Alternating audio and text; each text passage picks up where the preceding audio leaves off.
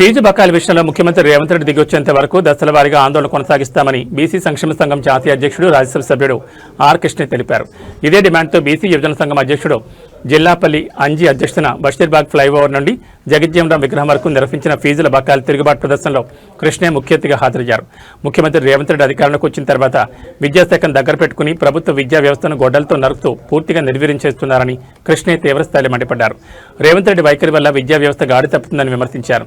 తక్షణమే పెండింగ్లో ఉన్న 8,000 కోట్ల ఫీజు బకాయిలను విడుదల చేసి పథకాన్ని యథావిధిగా కొనసాగించాలని డిమాండ్ చేశారు. బకాయిలు 8,000 కోట్లు వెంటనే చెల్లించాలని 16 లక్షల మంది విద్యార్థులు ఈరోజు రాష్ట్రంలో తీవ్ర ఆందోళనకరంగా ఉన్నారు. డిగ్రీలు పూర్తి అయినాయి, కోర్సులు పూర్తి అయినాయి, సర్టిఫికెట్లు ఇవ్వడం లేదు, కొత్త వారికి అడ్మిషన్లు ఇవ్వడం లేదు.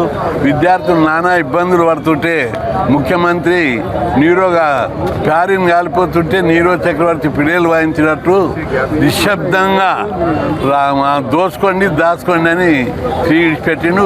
అందుకు నిరసనగా ఈరోజు వేలాది మందితోటి తిరుగుబాటు ప్రదర్శన యాత్ర, ఫీజుల రియంబర్స్మెంట్ బకాయిలపై తిరుగుబాటు యాత్ర ప్రారంభమైంది. ఈ తిరుగుబాటు రాష్ట్రంలోని ప్రతి కాలేజీలో ప్రతి టౌన్లో కూడా జరుగుతుంది. ఈరోజు దాదాపు ఇప్పుడు వచ్చిన రిపోర్ట్ ప్రకారం 300 కాలేజీలలో 300 చోట్ల ప్రదర్శనలు జరుగుతున్నాయి. ముఖ్యమంత్రి గారు ఇప్పటికైనా దిగిరావాలి. ఇప్పటికీ రోజు ఏం పని ఇది మాకు అర్థమైతే లేదు. పిల్లలు చదువుకోవాలన్నా, ఉద్యమాలు చేసుకుంటే రోడ్ల మీద తిరగాలన్నా అర్థమైతే లేదు. ముఖ్యమంత్రి గారు దీని మీద స్పందించకుండా ఇంకా కార్యాపన చేస్తే అది మంచిది కాదు. యంగ్ ఏజ్లో ముఖ్యమంత్రి అయిన భవిష్యత్తు ఉంది. మంచి పనులు చేస్తే మంచి పేరు వస్తుంది. మీరు వచ్చిన తర్వాత ఒక్క మంచి పని చేయలేదు బీసీలకు. ప్రతి ముఖ్యమంత్రి, నేను 16 మంది ముఖ్యమంత్రులను చూసా. జలగం వెంగళరావు యూనివర్సిటీ విద్యార్థులకు పూర్తి ఫీజుల స్కీము, అదేవిధంగా పూర్తి full match charges scholarship scheme పెట్టాడు. టీ అంజయ్, ఆ తర్వాత వెంగళరావు తర్వాత చెన్నారెడ్డి వచ్చాడు. ప్రైవేట్ కాలేజీలో ఇంజనీరింగ్లో రిజర్వేషన్లు పెట్టాడు, స్కాలర్షిప్లు పెంచాడు, హాస్టళ్ల సంఖ్య పెంచాడు, కొత్త హాస్టల్ మంజూరు చేశాడు. టీ అంజయ్ వచ్చాడు, హాస్టళ్ల సంఖ్య పెంచాడు, స్కాలర్షిప్ల సంఖ్య పెంచాడు. ఆ రోజు బడ్జెటే రాష్ట్ర బడ్జెట్ 10,000 కోట్లు.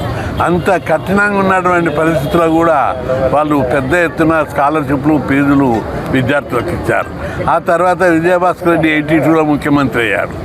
ఆయన ప్రైవేట్ కాలేజీలో రిజర్వేషన్లు పెట్టడమే కాకుండా చెన్నారెడ్డి పెట్టాడు, దాన్ని 25కు విజయభాస్కర్ రెడ్డి పెంచాడు.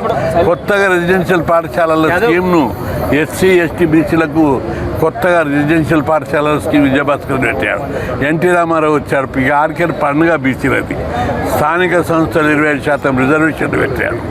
ఇంకా గురుకుల పాఠశాలల సంఖ్య పెంచాడు. అదేవిధంగా చంద్రబాబు, ఆ తర్వాత విజయభాస్కర్ రెడ్డి కొత్తగా కొత్త స్కీములు పెట్టి రిజర్వేషన్లను 34% పెంచారు. ఆ తర్వాత హాస్టళ్ల సంఖ్య పెంచారు. ఆ తర్వాత చంద్రబాబు వచ్చాడు. ప్రైవేట్ రంగంలో కాలేజీలు పెంచి ఇంజనీరింగ్ విద్య అందరికీ అందుబాటులోకి తీసుకొచ్చాడు. ఈ విధంగా పెద్ద ఎత్తున పేద కులాల కోసం పాటుపడుతుంటే రేవంత్ రెడ్డి, ఇక రాజశేఖర రెడ్డి పీరియడ్కి వస్తే పండుగ ఫీజుల రియంబర్స్మెంట్